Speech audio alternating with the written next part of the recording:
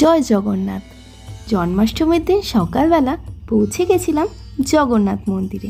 না, এটা কিন্তু পুরীর জগন্নাথ মন্দির নয়, এটা আমাদের কলকাতার জগন্নাথ মন্দির। নমস্কার, শুভ সকাল বন্ধুরা, শুভ জন্মাষ্টমী সবাইকে। আজকে জন্মাষ্টমীর সকালবেলা এসে গেছি আমাদের কলকাতার কাছে অবস্থিত এক জগন্নাথ মন্দিরে। হ্যাঁ বন্ধুরা, এটা আর কোথাও নয়, এটা অবস্থিত আমাদের কলকাতার খিদিরপুরে। আপনারা যদি পুরীর মন্দিরে গিয়ে থাকেন দেখতে পারবেন যে দরজার দুধারে দুটো সিংহ থাকে। এখানেও কিন্তু একদমই সেই পুরীর মন্দিরের অনুকরণে বানানো দরজার দুদিকে দুটো সিংহ রয়েছে, যার নাম হলো সিংহদুয়ার। চলুন মন্দিরে প্রবেশ করি। মন্দিরে প্রবেশ পথে প্রথমেই ডান দিকে আপনারা দেখতে পাবেন বটমঙ্গলা মন্দির, আর তারপরেই বাম দিকে আপনারা দেখতে পাবেন শু স্ট্যান্ড, যেখানে বিনামূল্যে আপনারা জুতো রাখতে প্রবেশ পারবেন। করার সাথে সাথেই আপনাদের চোখে পড়বে রাধা কৃষ্ণের মূর্তি, আর একটা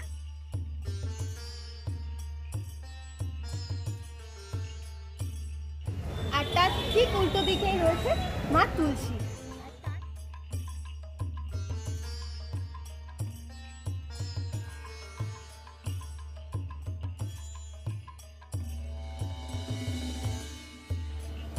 আজকে যেহেতু জন্মাষ্টমীর শুভ দিন, তো এই খিদিরপুর জগন্নাথ মন্দিরটিকেও কিন্তু খুব সুন্দর করে সাজিয়ে তোলা হয়েছে।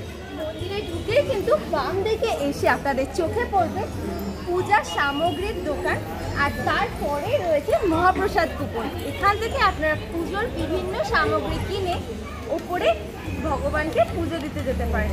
আর তার পাশে দোকান থেকে আপনারা মহাপ্রসাদের কুপন সংগ্রহ করতে পারেন। আর তার পাশেই রয়েছে ফুলের দোকান।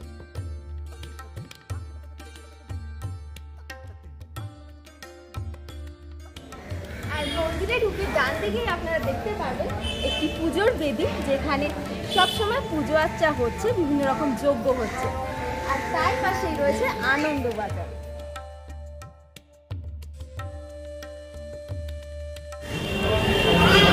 খিদিরপুর জগন্নাথ মন্দিরের সময়সূচিটা আপনাদেরকে একটু বলে দিই। মন্দির খোলে সকাল 6টা থেকে দুপুর 1টা পর্যন্ত, আবার বিকেল 4টে থেকে রাত 9টা পর্যন্ত। এই সময়ের মধ্যে যে কোনো দিন যে কোনো সময় কিন্তু আপনারা এই খিদিরপুর জগন্নাথ মন্দিরে আসতে পারেন।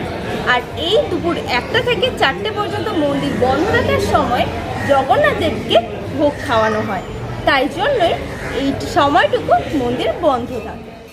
চলুন বলে দিই এই মন্দিরে আপনারা কিভাবে পৌঁছাতে পারবেন। যে কোনো খিদিরপুরগামী বাসে উঠে খিদিরপুর স্টপেজে নেমে মাত্র 6 মিনিটের হাঁটা পথে আপনারা এই মন্দিরে পৌঁছাতে পারবেন। অবশ্যই গুগল ম্যাপ ফলো করবেন।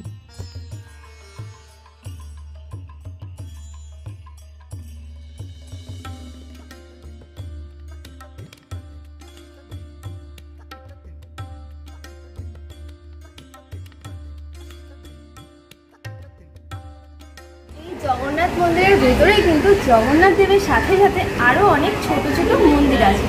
চলুন আপনাদেরকে সেগুলো ঘুরে দেখাই। প্রথমেই আপনাদেরকে দেখিয়ে দিই শ্রী শ্রী গণেশ মন্দির।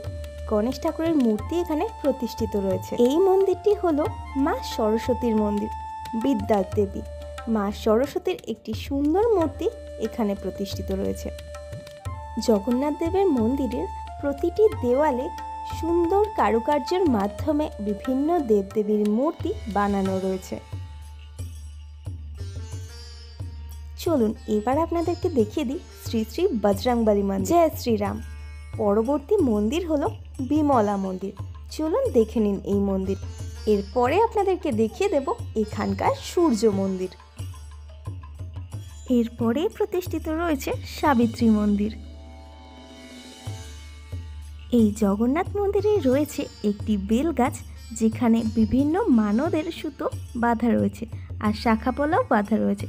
তার ঠিক নিচেই রয়েছে লক্ষ্মী মন্দির।